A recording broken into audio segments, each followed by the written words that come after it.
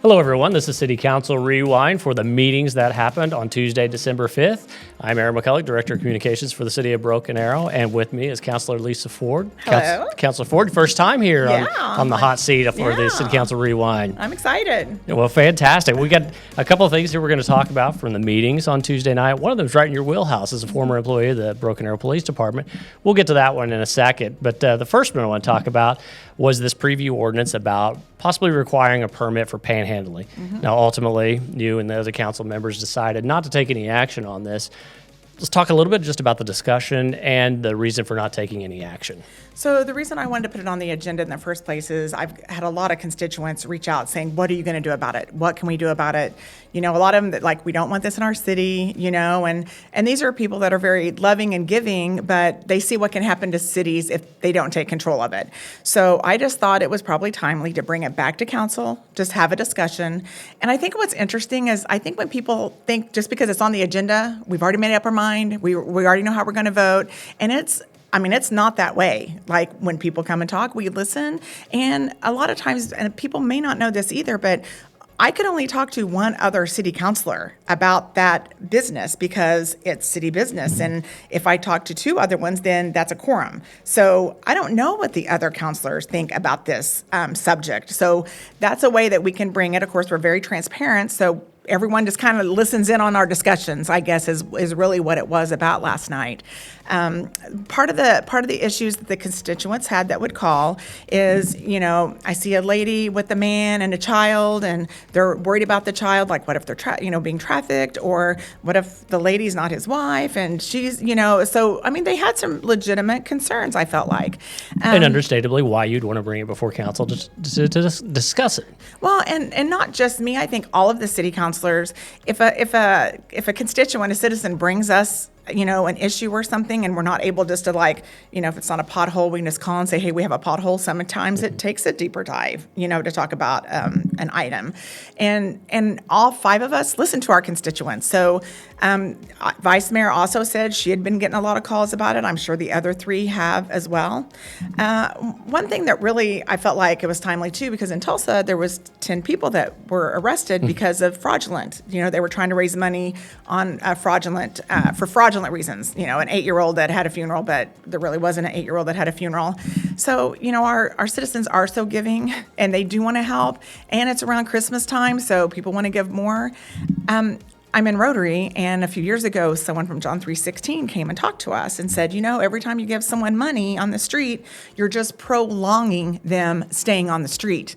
That really hit home to me. I was like, well, that makes sense. So what we want to do is absolutely, if they are truly in need, we want to be able to let them know, hey, there's services that can help you. We can help you with clothing. We can help you with food. We can help you find a job.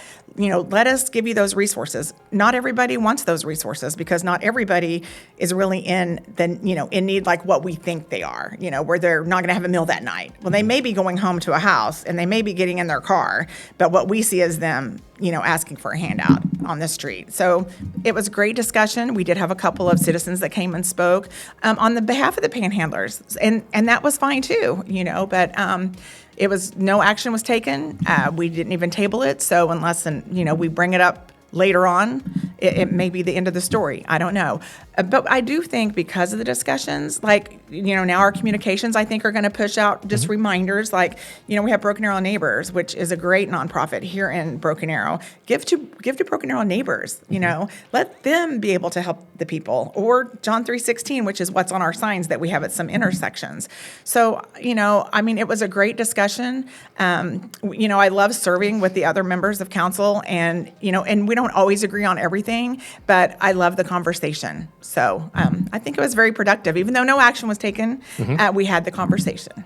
Well, and like you said last night, it's the season of giving, and there's so many opportunities around town, especially here in Broken Arrow, that if you feel compelled to give to somebody who's in need, there's so many different options. And and then, you know, they've been vetted and that they really are in need. And you know your money is going where it's intended. Absolutely. So, yes.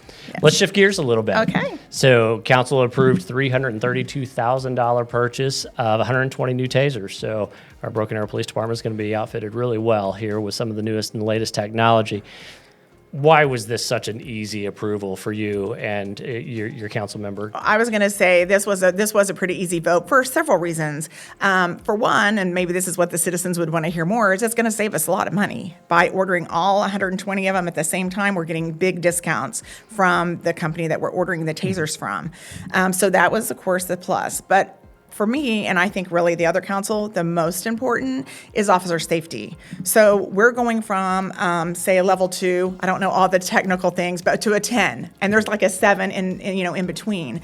Well, the difference between a Taser 2 and a Taser 10 is the 2 has like 2 prongs. The newer ones that we're getting has 10 probes, which, the officers can just shoot it and they'll have 10 chances of getting it somewhere where before they only had 2 chances or whatever.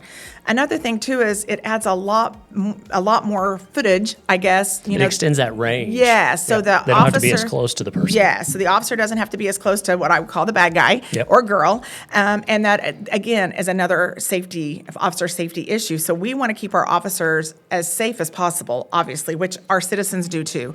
I don't think any citizens is going to have an issue with us voting on how we voted on that last night either. So it'll improve accuracy, and now the lasers we're using has a red light, and the newer ones will have a green light. So the red light's great at night, but it's hard to see during the day. So the green light will be able to help the officers see their target better during the day. Exactly where those probes are supposed to go. Yeah, so just all the way around, and we're ordering 120, so most of our, what I would call our beat officers, our street officers, will have them. So then later on, I think that they were going to say like then the majors and the captains, like maybe the ones that aren't in the street every day or on a beat, they'll eventually get those. I do know Chief Berryhill said it's easier for training too when they're all using the same equipment. That's right. So that makes a lot of sense as well. And we outfit our police and fire. We want to outfit them with the best quality devices that they can have. And so it was a no-brainer, I feel like. Yeah. Well, we appreciate the approval for certain. There were several other items on the agendas, including design agreements for several residential street repairs. The animal shelter is getting new cages for the cats, and an update on the progress of the work being done at Aspen Ridge. You can learn more about those items and many others on the city website. All you have to do is click on Agendas and Minutes in the Government section. Click on the date range drop-down list and then select the governing body. Find the meeting date of your choice and select the meeting details. All right, that's it for this edition of City Council Rewind. The next regular meeting is December 19th. Councilor Ford, I appreciate you taking the time out of your busy schedule to join us today. Yes. Well, I just would like to say Merry Christmas to everybody. Go down to the farmer's market, do a little ice skating, but definitely, more importantly, buy local. Buy all of your Christmas presents at Broken Arrow, and that'll make our community safer and just all the way around a better community. So, you heard it here first, people. Buy Broken Arrow. That's right. Thank you for watching. This is a production of the City of Broken Arrow, the city where opportunity lives.